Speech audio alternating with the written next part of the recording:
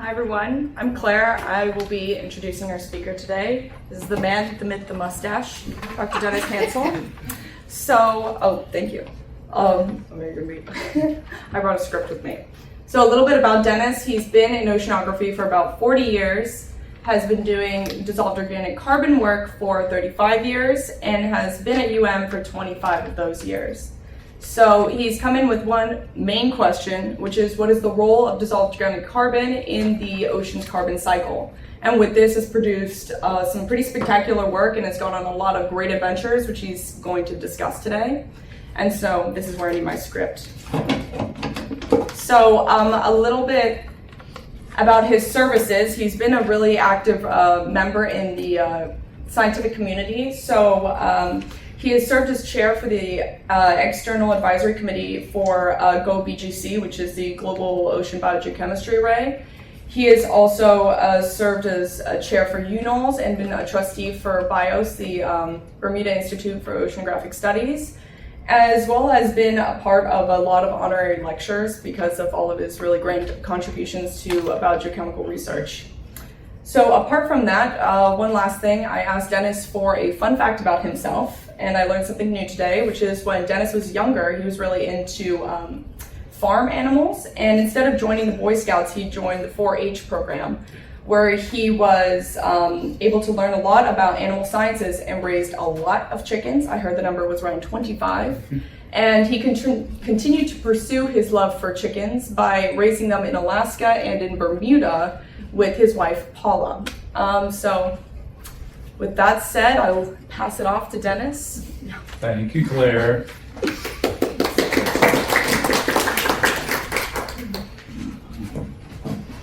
All right, I want to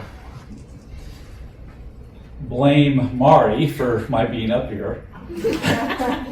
Because when I first came to Erasmus, I gave a seminar every year. It's kind of a routine for the scientists here. You give a scheduled seminar, right? Because we were all active and boom, boom, boom, boom, boom.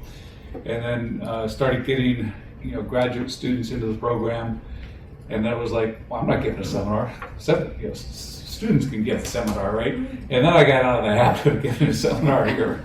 And so she said, and other people have said, we've never seen you give a seminar. It's like, what? You've never seen me give a seminar? What do you mean by that?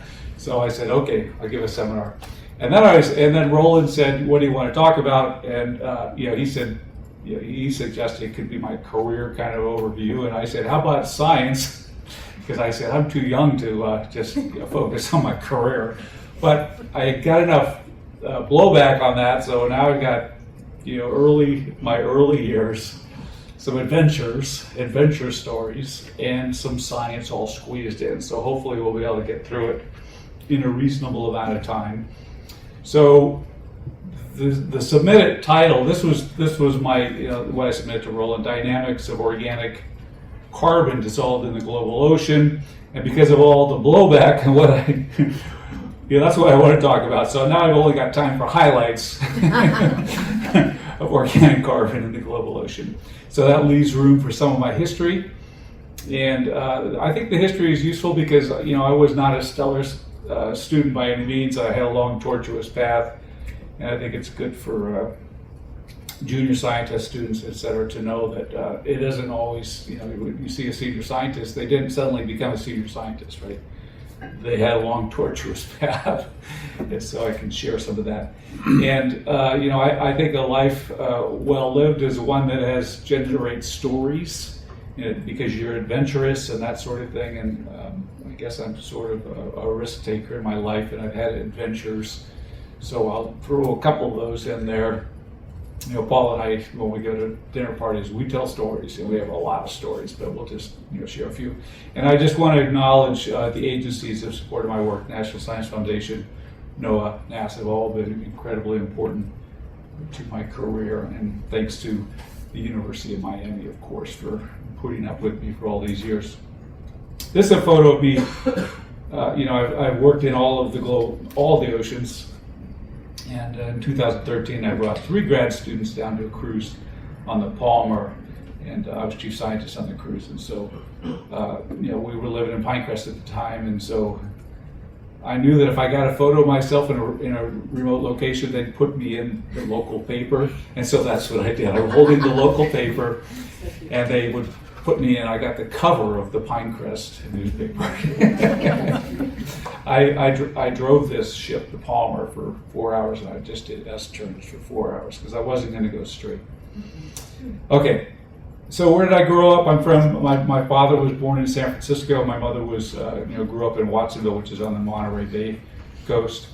And so that's where I grew up. I grew up in a town called Los Altos on the peninsula there, and spent all my time in that little circle there growing up. And so it was a wonderful place. It still is a wonderful area to grow up.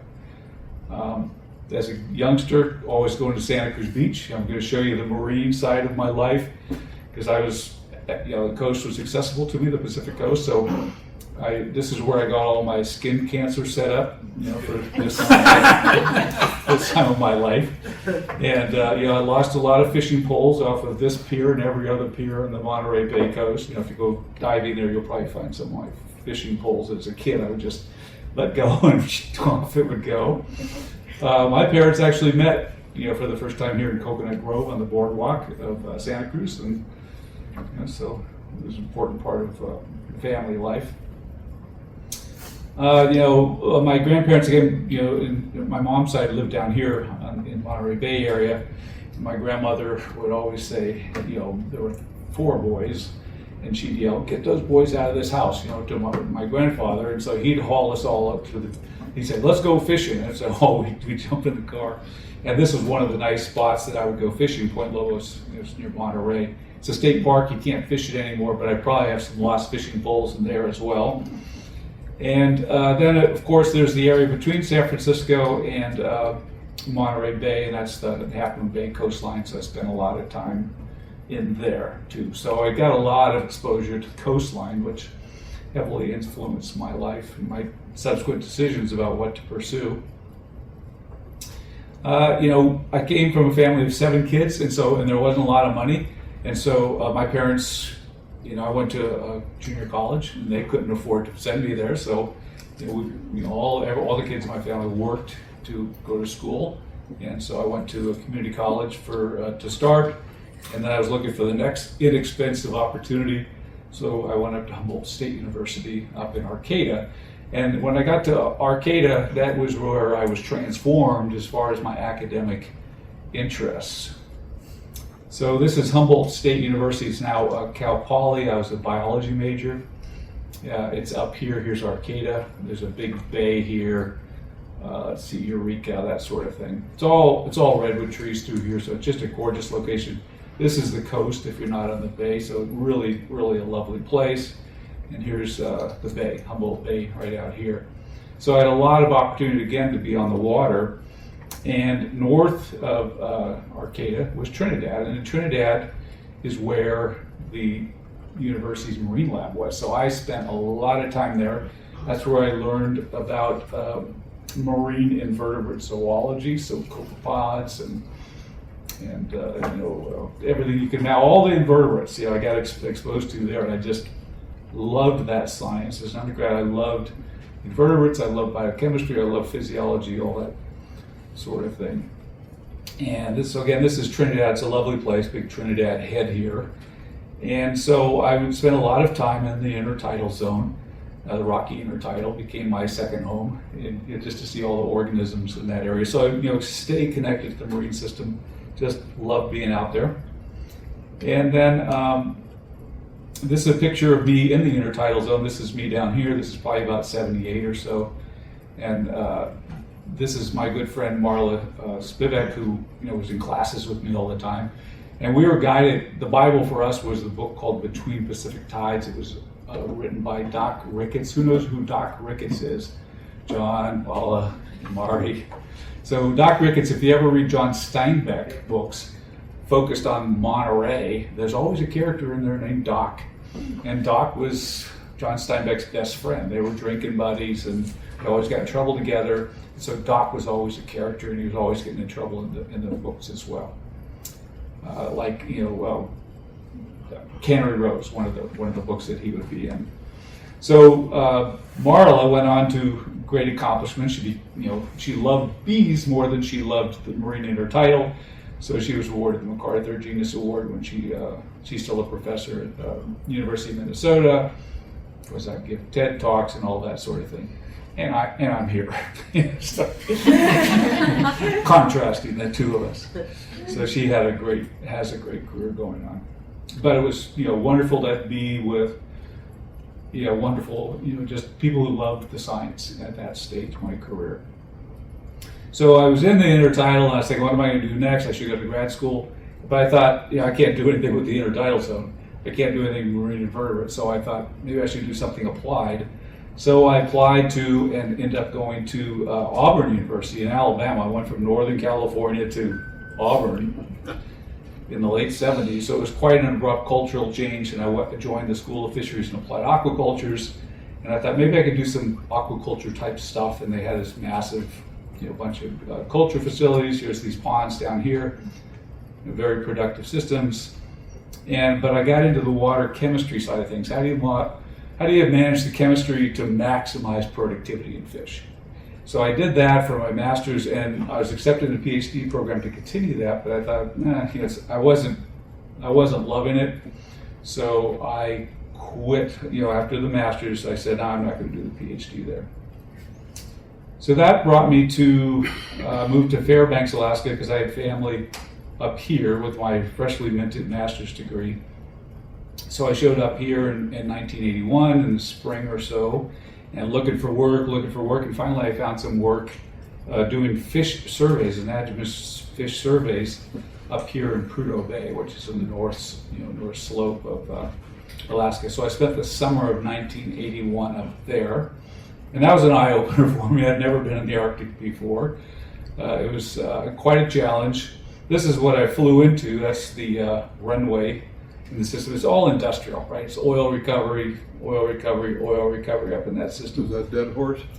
Dead Horse, yeah, welcome to Dead Horse. It's the end of the Dalton Highway, so that's a nice little image of what you feel like when you're living up there for a summer. You feel like a dead horse. So it's not exactly a warm feeling, or not exactly a welcoming environment. But because it's just a bunch of roughnecks, and you're out doing environmental work, and they're all recovering oil, and they look at you like, we have no idea what you're doing here. But it was fun because you saw the wildlife, the owls and the foxes, and a lot of caribou were out there. So it was, for me, it's like, wow, I'm not in California anymore. And when you go outside there, this is what it looks like and feels like. It was pretty awful. I would try to go for a run, and I'd go against the winds. Mosquitoes weren't keeping up with me, but then eventually I'd turn around and they'd all be like with me. It was awful. That was pretty. Made me run faster. And this is what it looked like at the coast when I first arrived in July of '81. This is not the boat we use. This is a hovercraft out there. This would be a nice boat compared to what we had. But this is what it looked like. It was just all ice up to the shore like that, and then into the season that pulled back. This is what we were in. This is not the exact boat, but we were in Zodiacs, and we were just capturing fish right along the coast, and I'd have to jump in the water with chest waders, and the water would lap over, and it would freeze me, and I had gloves that were not, had holes in them, and I was always freezing. So I would get to the back to the outboards and try to get that warm water peeing out and just put my hands in there. I was suffering all summer long. And we'd see things like caribou swimming around out there because they didn't like mosquitoes and flies either, right? So they'd go out swimming in the Arctic Ocean, and we'd be out there with them. And we'd see molting swans out there and all that sort of thing. So it was kind of cool to see what's going on out there. So this is Prudhoe Bay, and the question we had was, there's this causeway that was being built. All right, the coastline is not the light green, it's this line here. And they built this causeway to bring water into the fields over here. And so they want to know what's the impact on anadromous fish, which are moving up and down the coast. And they wanted to go into the Saginaw River over here and the Colville River over here. So that was what the study was about. And so we were running up and down in this thing. And so that leads me to my first aside. The first time I felt really frightened out there in the field work was, we were out in this area, about a mile from anywhere. I was just with another guy. We were doing some work out a mile from coast, and a heavy fog came in. So this is fog and Dead Horse, and where's the beach? Where's the causeway? And we're like, I knew that we had all ice to the north. It was all ice out here, and if we went this way, it was just wild coast if we were lucky to find it. And if we had the fog, we wouldn't find it. So there were a lot of directions we could go where we would just be lost. We were, warm. We didn't have heat generators. We were exposed. You can see the zodiacs. We didn't have food. We didn't have water. We were just out there by ourselves. We had no radio. We didn't have anything. And so the two of us looked at each other and say, which way was the swell going relative to the beach when we last saw it? Which way was the wind going relative to the beach when we last saw it? And so we did our best, and we wanted to go here because we had our team was waiting for us here, but we ended up working our way down here. And it took us probably 30, 45 minutes, and we're going, God, I hope we're going the same right way and not going out here. But we didn't hit ice. We finally hit the beach, and we thought, oh, what a relief, and then we worked our way back up. So that was, for me, a fairly scary experience. It made me aware of how careful you have to be out there. And when I was here in Prudhoe Bay working all summer long, I was looking south to the Brooks Range. So here's the Brooks Range here. I just looked at it and go, oh God, I'd love to get up there in the Brooks Range. How do I do that? And unfortunately, they allowed trucks, if you see Ice Road Trucker, they could drive up in there at that time. They could drive, that black line is the pipeline.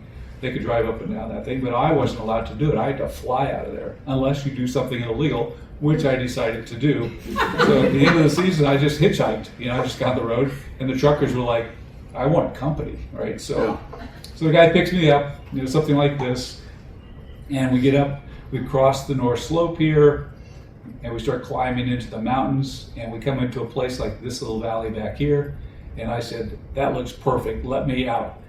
And so he says, are you sure? And I said, yeah. I said, I'll be fine. So I get out. I had a sleeping bag, and I start hiking up here, and I climb up the slope. So I'm kind of at a height where I can watch and see and enjoy. And I'm sitting up there thinking, this is so gorgeous. This is what I've wanted to do all summer. And so I'm sitting there, and all of a sudden I'm looking around, and all of this around me, and I see movement over there on that hill, and movement over on that slope, and movement over on that, and they were all brown things. And it turns out they were all grizzly bears foraging for winter coming. And so I sat there all night, hoping they wouldn't find me, and they didn't find me for some reason. And as soon as the light came up, I boogied back to the road. First truck, like, pick me up. Yeah. So anyway, that brought me back to Fairbanks. So that field work was over. That was a more frightening experience for me, sitting there by myself. So I came back to Fairbanks. I got a job in an oil refinery, and this is just in a town called North Pole, Alaska, because I had chemistry background. They needed someone to work in the lab, and I did that for a year. And then I went into operations for a year. I had a hard hat, pipe wrench, moving fuel, big valves, all that kind of thing. I'd be out there 40 below zero, moving things around. It was not easy work, but the great thing was I met Paula there. This is a photo from Paula over the last weekend where we were picking up plastic on the beach. Paula's right here. And so that was good, but it would be cold there. I mean, there's Fairbanks in the wintertime, and so my coldest experience was 64 below zero. Having to do stuff outside. It's a bowl. Yeah. So it was tough, but I realized I didn't want to be in an oil refinery for 40 years. And so I went up to the local university, University of Alaska Fairbanks. I said, Paula, I'm just going to go see what they're good at. And so I said, what, for the strengths, I said, for natural sciences or sciences, what are you guys good at? And they said geophysics, Arctic biology, and Arctic oceanography. Geophysics would be glaciers up there. It'd be aurora borealis, it'd be rivers, that sort of thing. Arctic biology would be peregrine falcons, moose, caribou, bears, foxes, blah, blah, blah, blah, blah. And then there's Arctic oceanography, and I said, I'll try that. So I went up to the department and I said, I'd like to be a student here. And they said, what do you do now? I work at the refinery down the road. You're perfect. And I was accepted into the program. So then I found myself headed up into this area. So now we're in the summer of 85, 86, and 87. I was working up here in the northern Bering and southern Chukchi Seas, looking at the nitrogen cycle. And the reason we're working up there is because it was a very, very productive system. If you've ever seen Deadly Catch, that's this kind of an image here. That's Bristol Bay. And it's just very, very productive. There'd been work earlier done here to understand that, and we were moving north. And so you see, the fishermen, because we come out of Dutch Harbor, we come out of Nome, and we saw a lot of walruses, very productive. We saw a lot of gray whales, by the hundreds, because they'd be coming up there to feed a very shallow system. So it was a great experience for me. I got to visit a lot of islands, Dutch Harbor, both villages on the St. Lawrence Island, villages all through up in here. And I also got to go to Diomede, but I was on this ship. That was the only bad part. The Alpha Helix was an awful ship to be on. It was very rolly, and I was mostly seasick when I was out there. And I remember, Paul always talks about me writing a letter. I'm going to become a soil scientist because I'm seasick all the time. I could be doing this, but sitting in a pickup truck is the way I looked at it. Nitrogen cycle's the same. So anyway, Diomede Islands, one of my favorite places because I got to go there a bunch of times. There's the village that's on it. It's been occupied for 5,000 years. It's just all rocks, so they bury their dead under the rocks. So when you climb up here, you're looking down between the rocks, you can see the skulls and all the bones of their ancestors there, and you're just careful and respectful. And this is it in the wintertime. There's a little Diomede where it's American. That's Big Diomede, which belonged to the Soviet Union at the time, and Russian, right? So that's how close the two nations are as far as distance, between their territories. They're very close to one another. And so because we were so close, they had military presence on this island and on the mainland. Serious, military presence, big helicopters and all that. We had, natives who were National Guardsmen. And this boat would follow us, a boat like this would follow us around all the time. And the Alpha Helix were like this, and they'd be running around. I'd be seeing the big guns, and I think, hope they don't bother us. And then, one time I was up on top here climbing around, I saw this boat coming out of the Arctic Ocean. John, do you remember what this is? Yeah, it's a sail-powered ship where you create a pressure difference on those cylinders that allows you to sail. Is right in Cousteau Society, right? Yeah. So this was Cousteau Society. On board was Jean-Michel Cousteau, and he came in. They threw the anchor to come into the village, and we were there. And he said, "Hey, where are the whales?" And I thought, how much money do people donate to the Cousteau Society so he could sail around saying, "Where are the whales?" I was pretty disappointed.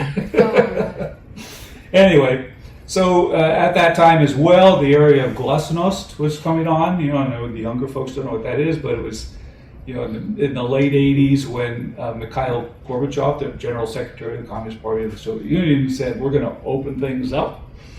And so because they were opening things up, we were allowed to come and work on the Soviet side of the date line, right? So it's all American waters over here, Soviet waters over here. So we could do that, but we had to go pick up a Russian scientist in Providinia. And so we came into this town, and we just pulled up to one of these locations here. We were welcomed by a bunch of soldiers with the furry hats and the Kalashnikovs. We had to give our passports, and then we were allowed to be, herded around town. But at some point, our minder took a turn with a bunch of the herd, and myself and a couple of buddies said, we're not going that way. We went off another way. And so we spent an hour looking for a place to buy beer. We finally found some beer. And so we sat on the side of a hill up here, watching some Russian road workers, and we're just drinking quarts of beer. That's what oceanographers should do, right? Anyway, Providinia exists because you're supporting the northern route for the Russian transports. Okay, so then I went to UC Santa Cruz for a couple of years. Then we went to Washington, University of Washington. And then in 92 to 2000, Paul and I ended up in Bermuda, which was a beautiful, beautiful place. And the reason a great opportunity there was it's a big time series location, right? So there's the Eros Tower, which Joe was involved in starting, which is the atmospheric sampling that Cassie's doing in Barbados. And the hydrostation S station, that's every 2 weeks since the late 50s. They've been doing hydrographic observations. Almost started that. Yeah, and then the Bermuda Atlantic Time Series, BATS, right? So that was what I was involved in. That's what I was recruited for. And the reason I was recruited was that they needed carbon measurements, and they didn't have dissolved organic carbon. It was a time series for biogeochemistry. And so there had been a new paper that came out in 1988. It was dissolved organic carbon by a certain technique. And they got much different results, than everyone else had done before. And so I was brought, when I did my postdocs, I was doing this. I was trying to develop this technique. And so it's very simple. It's just a high temperature furnace. Here's the furnace. Run oxygen through a tube. Shoot some seawater in there. The organic carbons convert CO2 and you detect it. So it's very, very simple. But the guy was getting high results, high numbers. And so he described it as, well, I got a platinum catalyst that you guys can't have, and I get very high results. And so I refer to it as a mysterious catalyst that we would eventually get access to. And so it was important because, carbon was coming online then as far as international interest, globally. What's the carbon cycle all about? And so, historically we get, profiles like this for dissolved organic carbon, and people thought it's boring, it's dull, it's inert, it doesn't contribute to the carbon cycle. And then he said, no, it looks like this, and that just blew everybody out of the water. And so there was a lot of excitement about it. And so the guy who hired me for the postdoc said, I need someone who understands the biological side of things, rather than the organic geochem side, which is what he was, because he thought he'd been getting it wrong all that time. So, right away there were challenges to it. Here's a little article in the very first issue of Oceanography magazine, 1989. Peter Williams is the guy that hired me as a postdoc, and then Alan Druffel. And they said, these elevated concentrations, very high, as yet unconfirmed, have been accepted as gospel by some. There was massive excitement and heresy by others. These are lousy numbers, they're no good, you can't trust them. So there was a question, you ended up spending millions of dollars and many, many hours trying to figure it out. And so from late 89 onward, I was trying to work as a postdoc, trying to figure it out.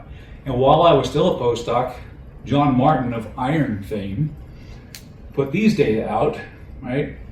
And he got it into Nature with the guy in his lab, Steve Fitzwater. We provide independent confirmation of the findings of Sugi, Muir, and Suzuki. This would be Sugi, Muir, and Suzuki. DOC concentrations 2 to 3 times higher imply that the carbon content of the oceans has been underestimated by 1,000 billion tons. So if you want to get into Nature, you just have to find 1,000 billion tons of carbon, and you're in, right? You're solid, right? So, but you look at this, you go, well, this doesn't exactly look like Suzuki's data, right? There's the Suzuki data, and there's John's, that would be actually Steve Fitzwater's, analytical results. But they said, we confirm those guys. And so I'm like, meanwhile, I'm trying to get the method to work, and I kept getting low numbers. They were always low. And so, and all I had access to was the Southern California bite. So I had to write papers. So I said, well, I can't, I'm not an analytical chemist, I can't reproduce these high numbers, but I'm just going to publish them anyway because I got to get paper out. So, but I just put a qualifier in the abstract. It says, these results do not support extending the conclusions of Sugi and Suzuki to the Southern California bite. And my co-authors were like, are you sure you can't get higher numbers? It's like, no, I can't get them. I said, I'm no good. I can't do it analytically, right? I thought it was me. But then, in the same issue of marine chemistry, Suzuki, who was pressed about those, this profile, he finally says, I have not been able to reproduce the high values myself. No explanation was found for the discrepancy. My conclusion is the concentrations reported for DOC in his paper are incorrect and should not be used for comparison. So it's like, oh my God, I've spent 3 years trying to reproduce his numbers, and now he's pulling the numbers. And so this is how I felt. I felt like my science was blowing up, and I had to pretend like everything's fine, everybody, everything's fine. So, because it's like, where am I now? What am I doing? I've got the old numbers, which had already existed.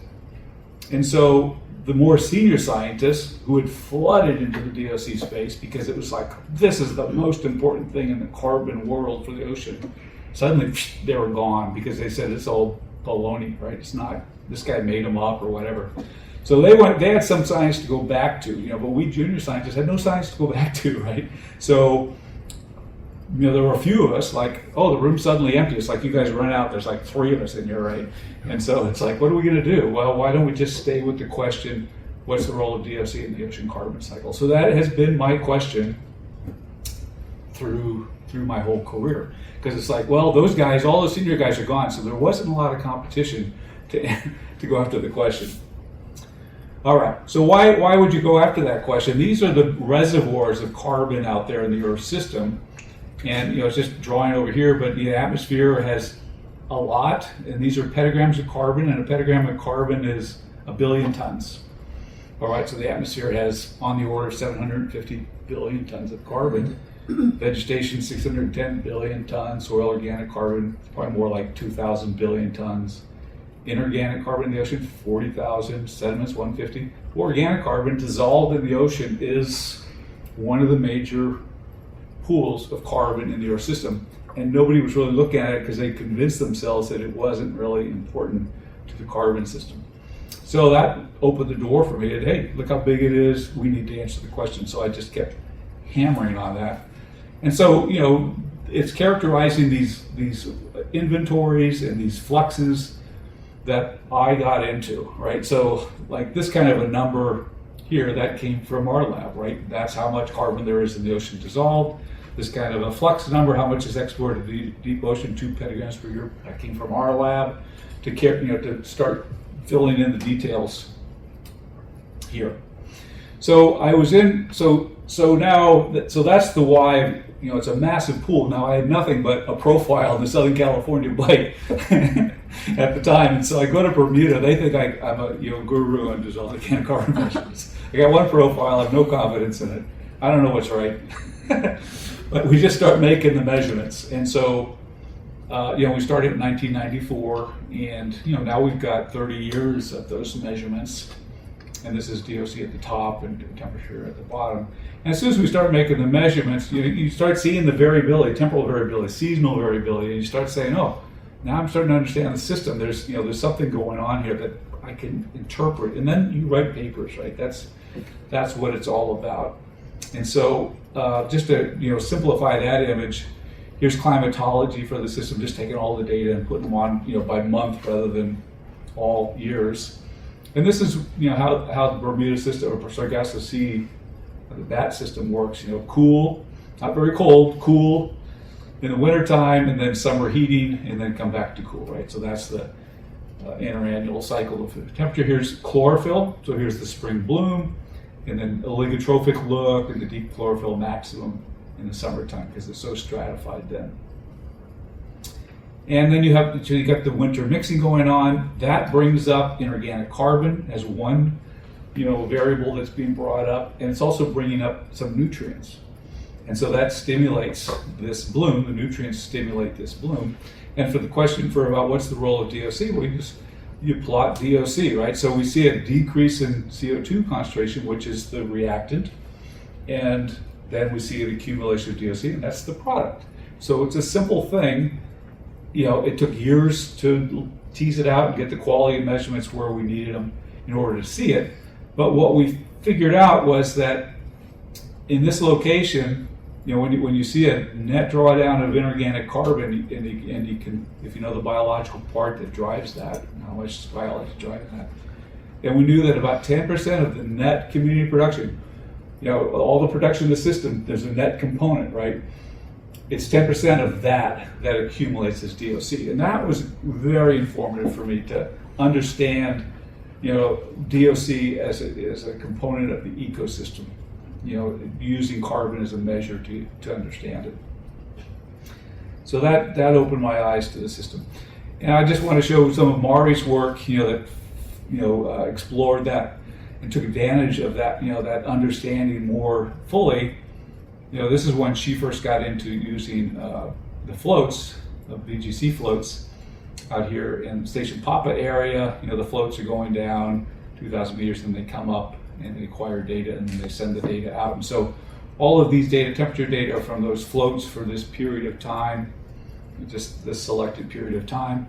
It's also measuring nitrate, and when you have a drawdown of nitrate, I think I have something here, and you have a drawdown of nitrate from the green colors, which are 15, to the blue colors, which are like 5 or something like that. That's the net community production. That's the net system drawdown of a nutrient, which gives you the net production. And so with that, you can figure out what the NCP is, what's the net community production in the system. And then we knew how much DOC was changing in association with that. And we said, okay, the ratio between DOC change and NCP is 26%. And then we could take the whole timeline where we didn't have DOC measurements and just, Mari estimated what the DOC field would look like temporally, with time, because we knew the NCP and we knew what fraction accumulated as the DOC. So that was very, very nice.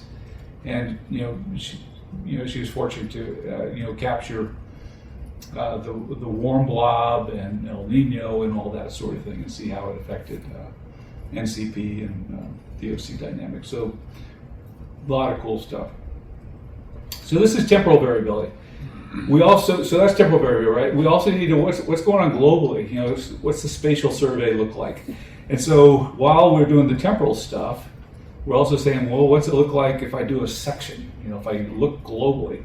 And so the first time we did that, I worked a lot with Craig Carlson, who many of you will know, and we did a global survey, and all we had were these little dots, right? We had something here up Norwegian Sea, we had some stations here.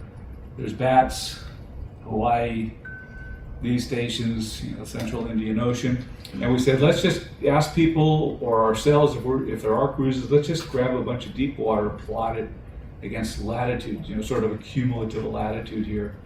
So with the overturning circulation. So let me put this back on. So we plotted it. And so here's up here in the Norwegian Sea. There's bats, and then we come down to the Southern Ocean, we come up into the Indian and the South Pacific, and then we drop like a rock up into the North Pacific. So here's Kodiak up here. And so this is the first time that anyone knew that there was a gradient in the deep ocean for DOC concentration, because everyone prior to this said, no, there's no gradient because it's just inert, it's dead material, nothing can access it, it's just going around with the circulation. So we generated this, and because it was so novel, there's hardly any data. These are like single bottles, right, analyses. We got that into nature, so you can either find 1,000 billion tons, or you can find something that's very novel to get into nature. And so that was exciting. But I had people come up to me saying, I don't believe your results. It's like, and at that time, I don't know if I do either. But that's what we got. I went through my early career saying, I need to publish. I don't know if I believe the results, but I need to publish.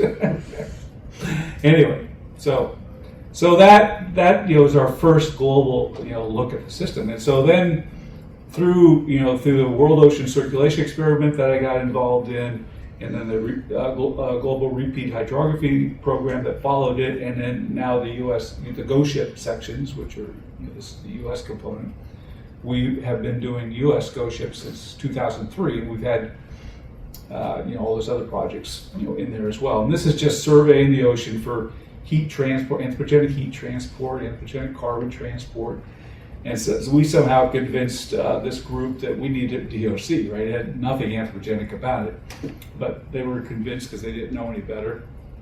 And so we managed to, this is what we do a lot of, right, in our lab. Lillian has been doing a lot of this for a long time now.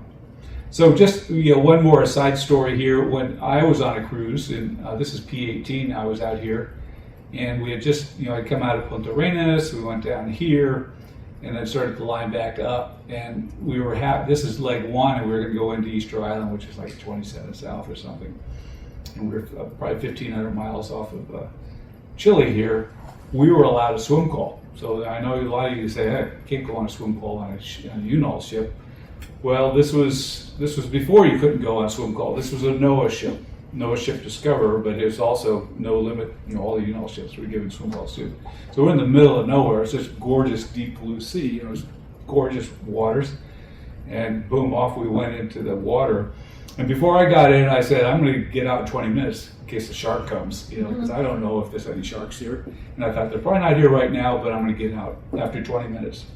So after 25 minutes, I was out at 20 minutes. At 25 minutes, shark showed up. It was great white, probably 12, 14 feet or something like that. And he came and had a field day with the dozen or so people still in the water. And there was one young lady who lost her leg. So that was very traumatic for me and for her. And so her name was Heather, and she was only 18 years old. It took her leg, right from here, down. And then this guy Phil was, his legs were ripped up too, but he kept his legs. So anyway, that was my worst experience at sea, and so it traumatized me for a while about going in the water and that sort of thing. You can see the YouTube video of this. I never wanted to see it myself, but that was a tough experience. So there's a lot of dangers at sea. Let me put it that way. And so there haven't been any legal swim calls off of UNOL's vessels since that cruise. All right, so if you do enough work, you get a lot of data. And so now we have a full ocean section, because we've done all that work. And just to take a look at it, the Arctic Ocean, the Atlantic Ocean, the Antarctica, so the Southern Ocean around here, and the Pacific, right? And so this is what DOC looks like globally along that section. And we can see all this surface enhanced material. We can see lower concentrations at depth throughout here. We can see enrichment here in the deep Arctic Ocean. And so with those kind of data, we can start saying, well, what does that tell us, right? Well, it told us, we learned from these kind of data that we have about 20 petagrams or 20 billion tons of modern, radiocarbon modern DOC. That's the stuff being produced by the phytoplankton in the euphotic zone. So that's accumulating, and then it gets mixed down and consumed by the microbes. But the rest, all this blue, kind of stuff down there, that's old material. It's like 6,000 years old. It's just, that's the stuff that kind of circulates around. We call it refractory DOC. It's refractory to microbes. And there's about 640 billion tons of that. So that's what the big pool of carbon is that old crappy stuff, that the biology can't access. So that was, pretty important finding for us to be able to allocate modern versus old pools of that carbon. And we also figured out that real important introduction of DOC to the deep ocean was this overturn in the North Atlantic deep water, right? So you take all this enriched waters and you overturn, you bring it down, and you can see it, right? You can see it coming into the deep Pacific. The Southern Ocean, by deep water formation, does not export dissolved organic carbon for reasons that I'm not going to spend time with now. And then this could have a strong terrigenous component in the up here in the Arctic here. So we were able to figure out, that's the global high in the deep ocean, is in the Arctic Ocean, the Eurasian basin specifically. We also found the global low concentrations in the Pacific Ocean, which was particularly intriguing because we understood the production side of things, and we could figure out, well, this is high because you're introducing carbon. But if you have 6,000-year-old material, then how do you remove it? Right? If the microbes aren't able to use it, if it's 6,000 years old, microbes aren't using it. So how do you remove it? So that became a pretty important question for me, and that's kind of where I'm going to lead to now to wrap up the science side of this thing. So this is how it's introduced to the deep North Atlantic. Oops, I got to plug it in really quickly before it goes dead on me.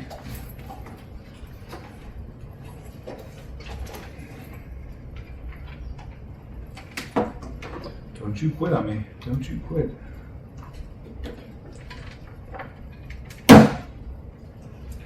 On the right, where the controllers are. Okay. So you see the surface enrichment there. So without water, you're going to net transport up to the Gensees area. So it's going to be sunk down with the overturn circulation. So now you see an enrichment at depth here, the overflow of the sills, and then it comes out with the deep western boundary current. So you can see these enrichments at depth here, this green colors, and then you can see these being transported, this enriched DOC, out through the South Atlantic. So, seeing that is just like beautiful for me to see that sort of thing. So we understood globally now that here's DOC at the surface globally, and we said, okay, that's a local input for the deep ocean, and here is DOC at 3,000 meters, so here's our input up here, and we know that the deep water is going to come out here, it's going to come around this way, and so then we started wondering, well, why do we have a gradient? Here's our high, and here's our low, and we couldn't see any reason to think it was a microbial consumption, because this is a couple thousand years. We just had no evidence for it, and it didn't make sense to us. So we kept wondering about beating our heads against walls about that kind of a question. So we finally established that there were local sinks here in the North Pacific and in the South Pacific. So that's a paper that Craig and I wrote in 2013. And we just had a laundry list of, here's some possible mechanisms. But what it told us was, we have high values here, and then it's mostly conserved coming around here, but then we have removals here, and then you get this mixing curve going on between the two end members, which is kind of a cool understanding, of the system. But you have to have the sinks. How do you get the low concentration to mix with that high concentration? Right? What's the removal mechanism? So here's what it looks like going this way from Kodiak down to the Southern Ocean. This dissolved organic carbon. You can see this big slug of low DOC water. And this circulation is like this. Here's Southern Ocean water, somewhat enriched in dissolved organic carbon coming on the bottom. And it comes up here, and then it comes back this way, right? And then works its way back. So we had to figure out, why do we have this? Why is it not just green everywhere through here? There's something causing that removal. And a couple of years after we described it in 2013, Chris German, who was interested in particulate iron coming out of hydrothermal vents, said, hey, particulate iron, by the way, will scavenge organic carbon. And so that was intriguing to me. And so this is his cartoon, right? He wasn't interested in the carbon, but he just said, oh, by the way, this is going to happen. And so that was like, oh, maybe I'll be looking at that. So, I joined forces with Chris and started looking at hydrothermal vents. And the vents are important, especially in the Eastern Pacific Rise. So here's the Northern East Pacific Rise, the Southern East Pacific Rise. And they're releasing a lot of vent water, and vents carry a lot of helium. So here's the helium distribution at the level of the plumes, that are carried away from those rises. And if we just take these data here, for example, we can see plume. Here's a helium plume, right? So here's the East Pacific Rise, and then the plume is, it comes up to neutral density, and then it's carried away with the circulation. It's just a beautiful cloud of high helium water, and it's also very high in particulate iron. All right, so here's a big slug of iron and a little cloud of it. They're hit or miss on this section, whether you find much there. And we also find very low DOC concentrations in that system. So it was very intriguing, and it kept us going. So then you start looking at the data more closely. We don't have a lot of particulate iron data, but we have a lot of helium data, and so we compare that. So this is telling us, okay, this water, if it's high helium, has got a very strong hydrothermal input, and so the highest helium waters at the lowest DOC, right? So that was pretty informative. And then we looked here, this is just DOC versus depth, and then very low concentrations of DOC. Global low is this 32. That's the lowest we've seen anywhere. And all the color here indicates high helium concentrations. And those are from this little red area here. So we just the lowest DOC concentrations anywhere globally are where we have the highest helium concentrations. And so that would explain then we're flooding this part of the deep North Pacific with high helium, high particulate iron waters that are scavenging that carbon and sinking it down to the seafloor.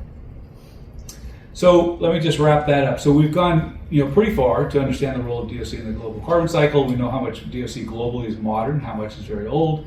We can quantify the net production of DOC in the surface ocean. We have a pretty good understanding of that. We know where it's introduced to the deep ocean. We have suggested ideas for why it's high in the deep Arctic Ocean. We know that it's mostly transported conservatively in the overturning, in the global transport. But then there's locations where these important sinks exist. So that's very cool. And there's a lot more, but I don't have time to go over that. So that wraps up the science highlights. And so I'm just going to wrap it up with some, recognizing my primary collaborators are students and postdocs in my lab. And so I'm not going to name everybody. There is Mari though, and they've all gone up different ways. If they're boxed in red, then they're still in academics or research. If they're boxed in yellow, then they're in the private sector. All these people have gone on to create their own companies, basically. And then Meredith has gone more into the policy realm. And here's a bunch of the gang, just to close it up. Thank you.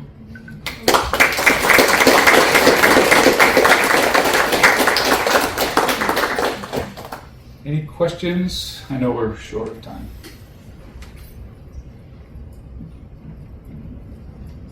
Yep. I know you said you didn't want to get into it, but why is there no DOC in the deep water formation regions in the Southern Ocean? Yeah, well, you have to think about why there is in the North Atlantic, right? The North Atlantic is receiving certain waters that have been at the surface for hundreds of years, and the return flow and the overturning. So you can slowly build that stuff up. In the Southern Ocean, in the Ross Sea, the Weddell Sea, it's just that season's production and that season's consumption. So it's more of a bioavailable kind of DOC that accumulates there in the summer, but then it can be consumed by the microbes. It's more crap, lousy stuff that gets accumulated at the surface and brought to the North Atlantic. John? Oh. Yeah, fascinating talk. Thank you. The work about the scavenging of iron from the mid-ocean ridge is kind of a fascinating one, but there's a lot of mid-ocean ridge, and there's got to be a whole lot more vents that produce particulate iron, I would think. Yeah. Have you looked at those other areas? Well, the ones I showed you are the most important ones. I mean, if you look at the global distribution of helium, those are the hot spots. Okay. Right? So, but Chris's work looked at, he made estimates for, there's this much iron being introduced globally from vents. Right. And therefore there's this much scavenging of carbon going on. We looked at that question more specifically for the Pacific. Does it explain the deficit that we found in the DOC? And one last kind of off-the-wall question. The chemicals coming out of these deep sea vents have some kind of commercial potential in the long run. And do you foresee any basis for industrial development of the deep vents? I have no idea. Sabrina? Following up on John's iron question, I think the order of magnitude here might be totally off, but what do you think about like dust? Because that can have like a lot of particulate iron, and when it deposits, that would be potentially coagulating like with the yummy DOC, because that would be the fresh stuff. Right. That would be scavenging at the surface. Yeah.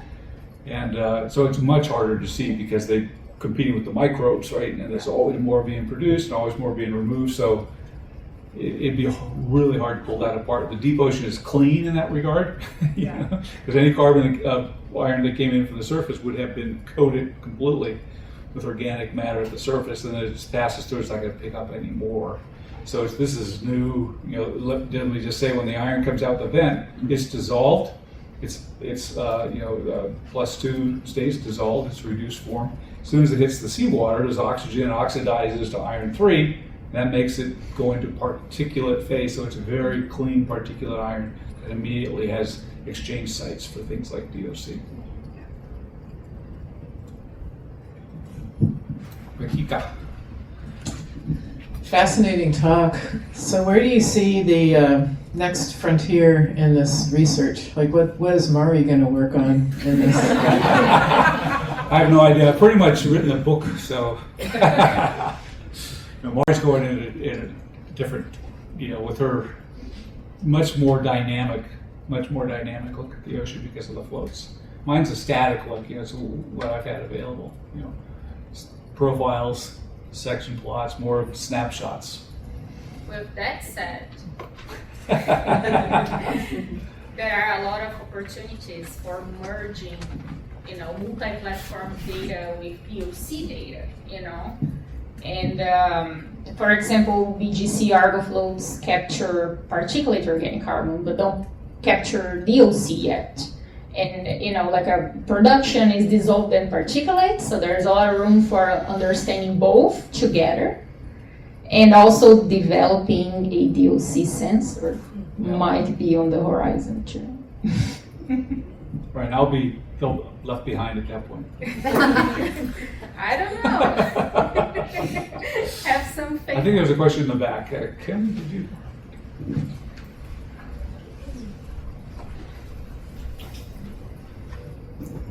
Akita and I had a very similar mindset, actually. This was so much fun getting to see the arc of all of this, and so I too was going to say, it's so fun seeing the development, and what's the question you hope people will answer the most, the unanswered thing. So similar vein. Well, we don't know controls.